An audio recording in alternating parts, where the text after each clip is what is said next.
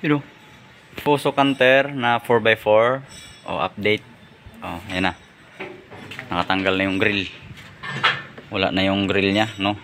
So, kaya tinanggal yung grill kasi nagtanggal ng evaporator tsaka yung blower. So, nandito na yung evaporator tsaka blower. Ayan na. So, original na dashboard.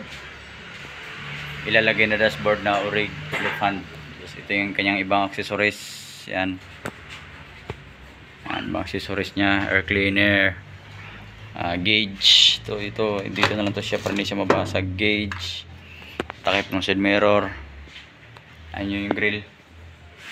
And dito tayo sa loob. Bang! Demolition job. Yan na. Na-demolish na.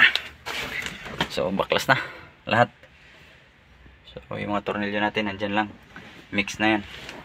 So, ang mangyayari nito, yung fuse box o yung relay box mapupunta doon sa kanan. Tapos yung lahat ng nandyan sa kanan, yung steering asin natin, hydrovac, clutch master, tsaka yung booster nya, lahat yan mapupunta dito. So yung gearbox, meron na tayong temporary na mounting, no, dito sa sahig. So nandito na yun, nakalabas na. Yan.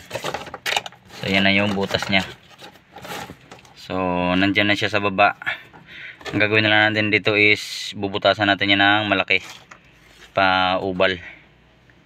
Yan, mga ganun yan. Ipagkakasyahin natin yung takip nya.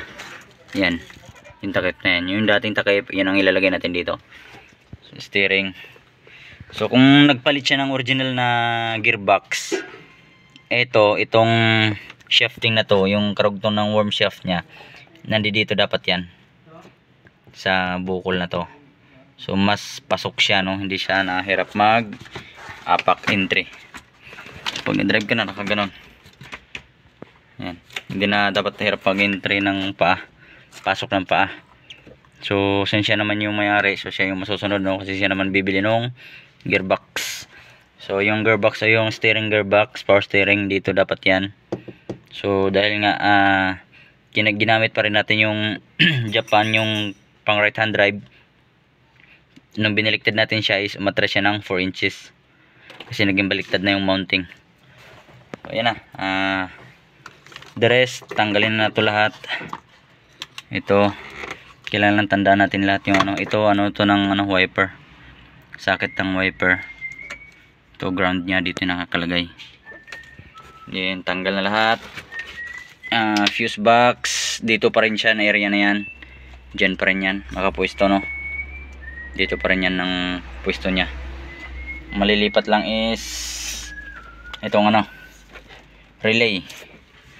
Yung relay box papupunta dito, tapos yung harness nung kabila, yung karugtong nitong ng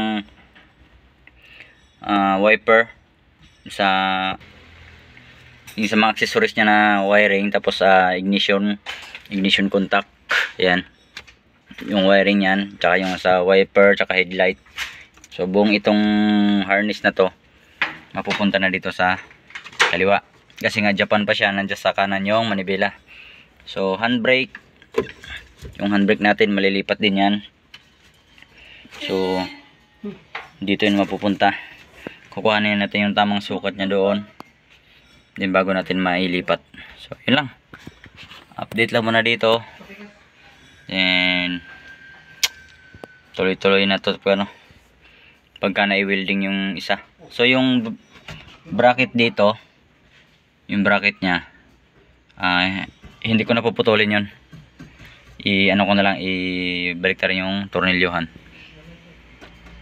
Okay, so yun lang.